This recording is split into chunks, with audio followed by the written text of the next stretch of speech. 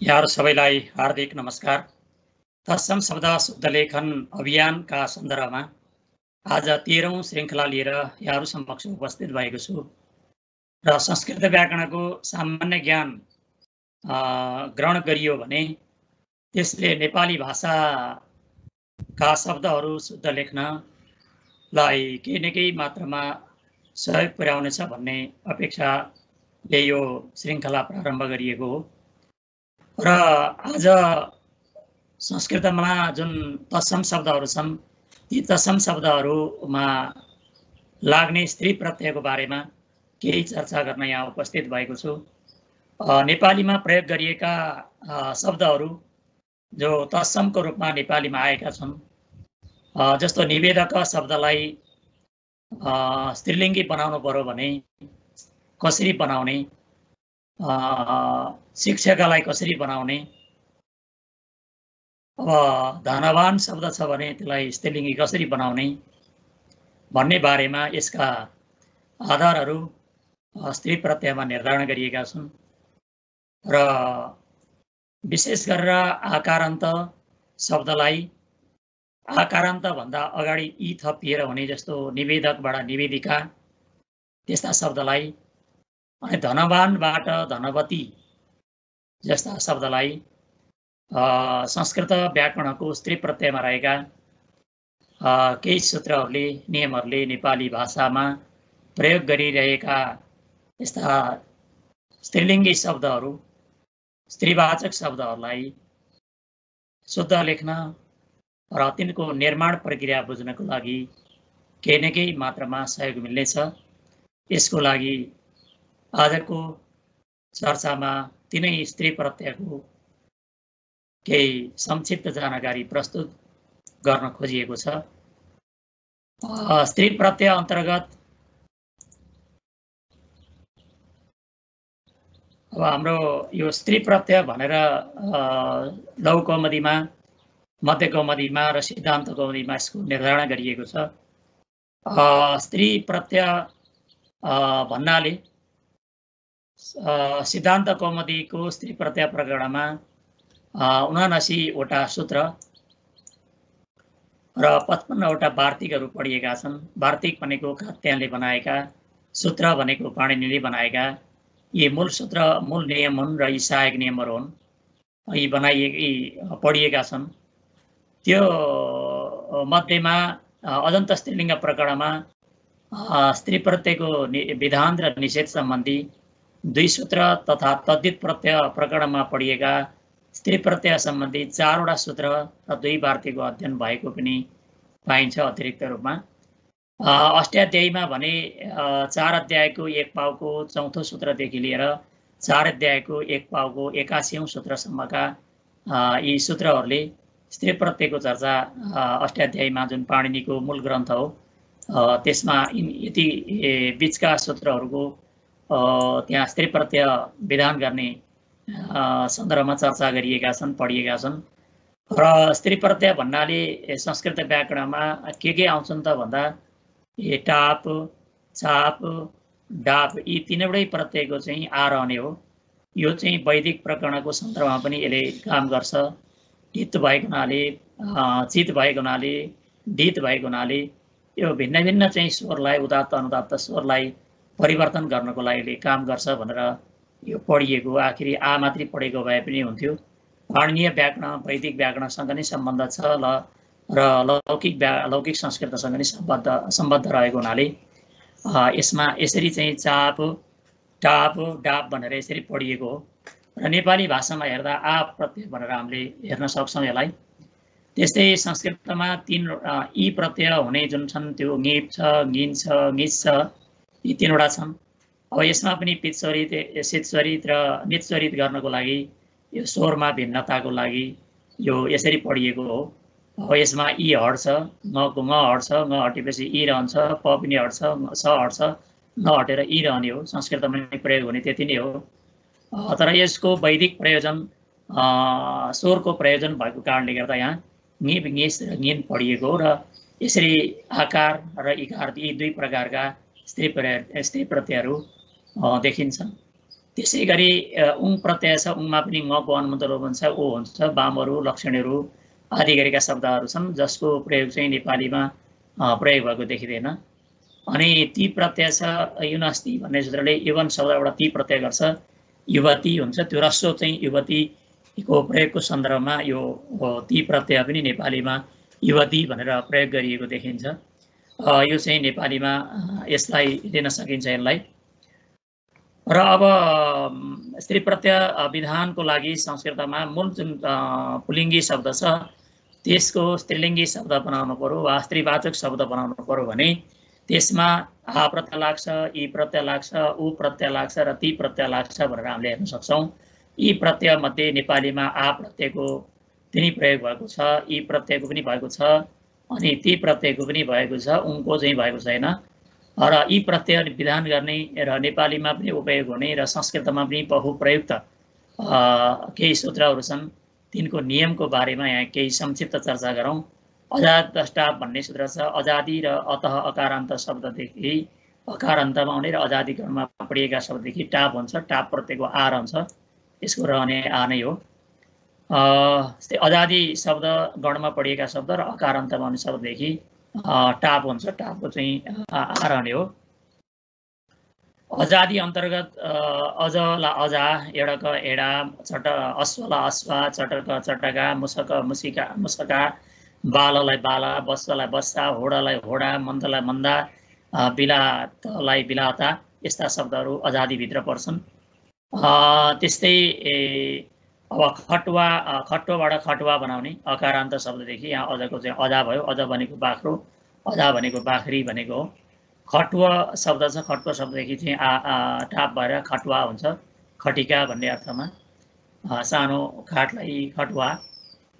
अब यो इत्तो गर्छ, त्यही चाहिँ जहाँ चाहिँ इक छ, यदि अन्तिममा चाहिँ अक चाहिँ रहेको छ भने, शब्दको अन्तिममा यदि अक छ भने त्यो अक रहेको अवस्थामा चाहिँ यो सूत्र लाग्छ र अकमा चाहिँ के हुन्छ, टापको आकार त माथिकै हुन्छ, अका भइहाल्छ। अनि यहाँ रहेको जुन ई छ, यो ईका ठाउँमा चाहिँ, यो अका ठाउँमा चाहिँ ई लगाएर यसरी के हुन्छ भने यहाँ इका चाहिँ बनाइन्छ। यो सूत्रले बनाउने भनेको बिचमा चाहिँ ई थप्ने हो।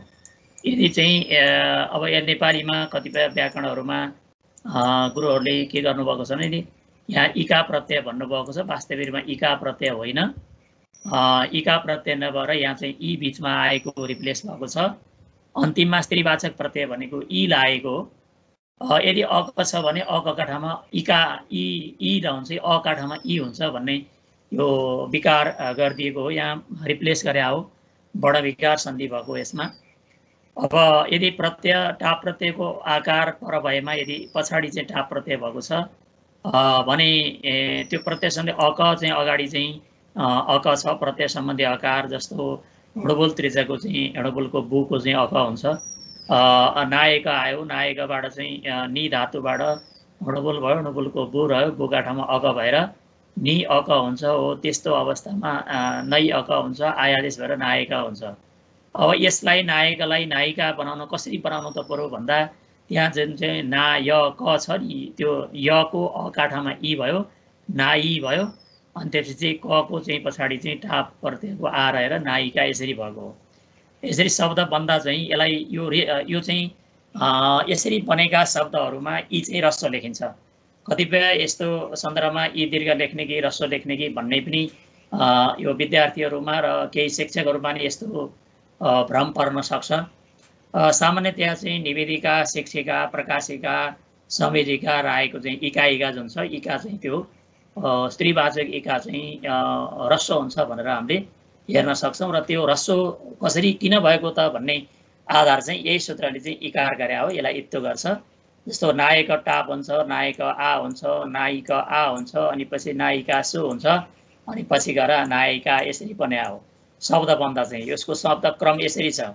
नायक शब्द छ, नायक शब्ददेखि स्त्री प्रत्यय गर्दा टाप रह्यो, टापको आ रहन्छ, नायक, अनि यहाँ अका ठाउँमा ई गर्छ यो सूत्रले, नायिक आ हुन्छ। अनि अ र आ मिलेर हामीले सवर्ण दीर्घ सन्धि भन्ने पढिसक्यौँ। त्यसको आधारमा चाहिँ नायिका बनाएर अनि यसमा सु ल्याउँछ। हामीले सुबन्तनी प्रकरणको बारेमा केही चर्चा गरियो यसभन्दा अघिल्लो प्रकरणमा। त्यो सुको चाहिँ अब यहाँ आकारान्तदेखि सुको विसर्ग हुँदैन, त्यहाँ लोप हुन्छ स्त्री प्रत्ययमा चाहिँ। हलङ्ग्या व्यवस्थिता सुतिसे प्रेतम्बाल भन्ने सूत्र छ, त्यो सूत्रले के गर्छ भने आकारान्तदेखि चाहिँ सुको चाहिँ लोप गर्छ र यहाँ चाहिँ नायिका हुन्छ। संस्कृतमा पनि विसर्ग हुँदैन, नेपालीमा पनि विसर्ग हुने कुरा भएन। यो जस्ताको तस्तै संस्कृतको चाहिँ विसर्गै नहटिकन पनि नेपालीमा प्रयोग भएको शब्द हो नायिका। अब कारक भनेको गर्नेवाला, कारिका गर्नेवाली, सर्वक सर्विका। यसै गरी सिद्ध भएका बहुप्रयोगी शब्दहरू छन्। बालक बालिका भयो, लेखक लेखिका भयो, परीक्षक परीक्षिका भयो, गायक गायिका भयो, निवेदक निवेदिका भयो। अकका ठाउँमा यो अका ठाउँमा इ गर्छ, अनि क भनेको चाहिँ यो क भइहाल्यो, अक भयो, अकको ठाउँमा टाप गरेर यो अका बनाउने हो। अका यसरी भएको हो। अब निवेदक निवेदिका, स्मारक स्मारिका, साधक साधिका, प्रकाशक प्रकाशिका, संयोजक संयोजिका, अध्यापक अध्यापिका, धावक दौडनेवाला धाविका, सञ्चालक सञ्चालन गर्ने सञ्चालिका, विधायक विधायिका, सेवक सेवा गर्ने सेविका, प्रचारक प्रचारिका, वाचक वाचिका, गणक गणिका गन्नेवाला प्रवेशिका, अब अनि शिक्षक शिक्षिका, प्रस्तावक प्रस्ताविका, दीपक दीपिका।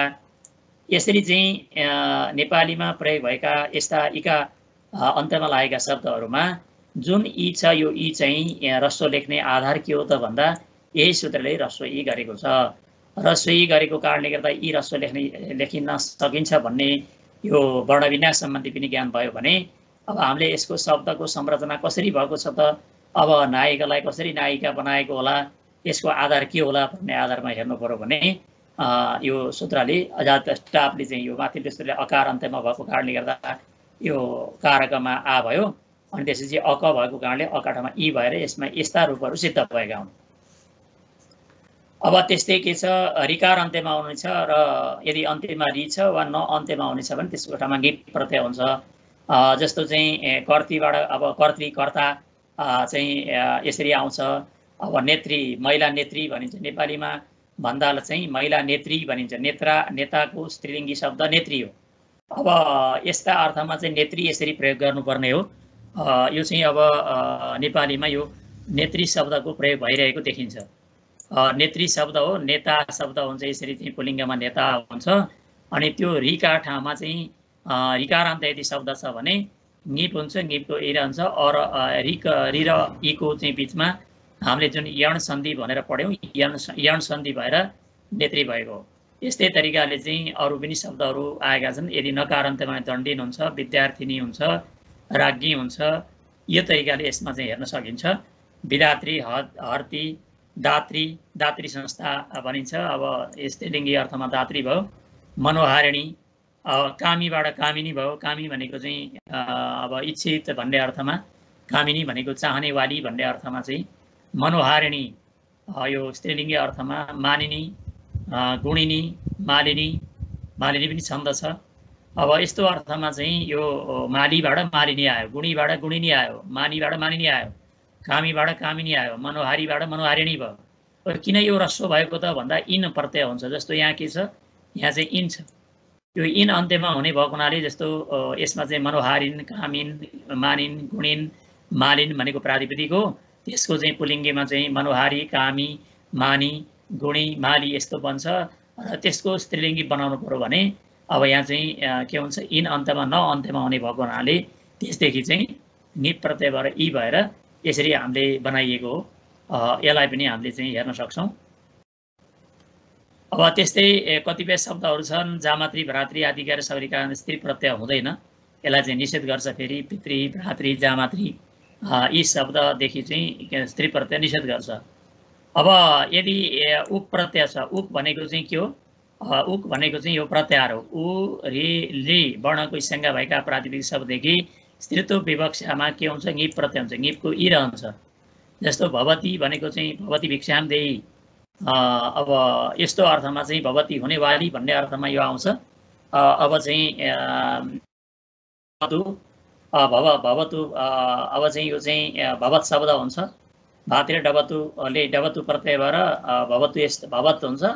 भवतुमा चाहिँ उकारको संज्ञा भएको हुनाले भवत हुन्छ। भवत शब्ददेखि चाहिँ इ हुन्छ, भवती हुन्छ। अनि यसैबाट पुल्लिङ्ग भन्दा भवान बन्छ र स्त्रीलिङ्ग भन्दा भगवती भिक्षाम देही, हे आमा भिक्षा दिनुहोस् हे भनेर हामीले चाहिँ यो व्रतबन्धमा बटुकहरूले पनि भन्ने गर्छन्। अब त्यसै सत्री प्रत्यय भवत हुन्छ, यसबाट भवती बन्छ, हुँदै गरेकी भन्ने अर्थ, पश्चातबाट पकाउँदै गरेकी। त्यसपछि गएर चाहिँ अब यस्तै कोही प्रत्ययबाट प्राची हुन्छ, प्रतिची हुन्छ आदि गरेका यस्ता शब्दहरू हुन्छन्। यस्तै तरिकाले चाहिँ गरियस शब्दबाट श्रेयसबाट श्रेयसी, जननी जन्ममिच्छा स्वर्गादि विगरियसी, यस प्रत्यय भएर भएको यहाँ प्रेयसी भनेर पनि हामीले नेपालीमा प्रयोग गर्छौँ। प्रेमिका, भूयसी, गच्छन्ती आदि गरेका यी शब्दहरू त अब नेपालीमा प्रयोग नहोलान्। धनवान शब्द छ, धनवानमा धनवत शब्द हो। त्यस्तै कि ङिपको इ रहेर धनवती भयो। गुणवानमा चाहिँ अब गुणवत शब्दबाट इ लाएर गुणवती भयो। ज्ञानवान हुन्छ पुल्लिङ्गमा, ज्ञानवत शब्द हो त्यो। त्यस्तै कि चाहिँ इ लाएर यो चाहिँ ज्ञानवती भयो। विद्यावान भनेको छ, विद्यावान चाहिँ छ, त्यो विद्यावत शब्दबाट विद्यावान भन्ने हो। स्त्रीलिङ्गमा इ प्रत्यय लाएर चाहिँ विद्यावती भयो। बुद्धिमान हुन्छ, बुद्धिमानमा चाहिँ अब यहाँ चाहिँ इकारान्तदेखि चाहिँ म हुन्छ, अकारान्तदेखि चाहिँ वन हुन्छ भनेर यसरी हामीले हेर्न सक्छौँ। यहाँनिर बुद्धिमान छ, बुद्धिमानमा चाहिँ यो बुद्धिमत शब्द हो। त्यस्तै कि ङिपको इ प्रत्यय भएर बुद्धिमती भयो। यसरी चाहिँ यही शब्दहरू पनि हामीले चाहिँ नेपालीमा प्रयोग भएको देख्न सक्छौँ। जहाँ ओ रेलको चाहिँ संज्ञा भएको छ भन्ने अर्थमा चाहिँ बतु प्रत्यय हुन्छ। यहाँनिर यो चाहिँ बतु प्रत्यय भइसकेपछि गुणवत बतु प्रत्यय भएपछि यसमा बतुको उकारको चाहिँ संज्ञा भएको हुनाले यसमा चाहिँ ङिपको इ रहेर यसरी भएको।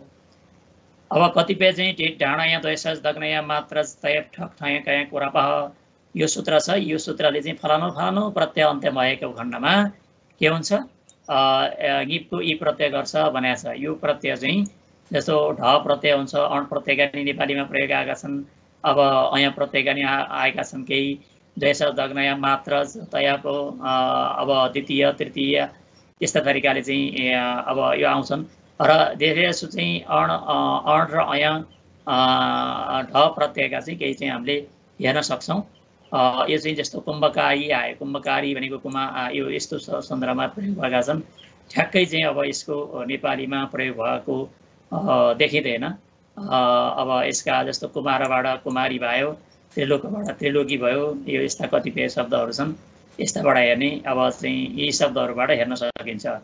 अब शीत भनेको सकारको संज्ञा हुने प्रत्यय पर भएमा वा र गौरादिगणमा प्रयोग शब्ददेखि चाहिँ के हुन्छ, या चाहिँ यो ङिपको इ रहन्छ भन्ने छ। अब यसमा चाहिँ शिखण्डी आनन्दी आदि गरेका शब्दहरूलाई यसलाई लिन सकिन्छ, तर यो चाहिँ धेरै प्रयोग भएको देखिन्छ। गौराबाट गौरी आएको, गौरी भनेको गोरी भन्ने अर्थमा।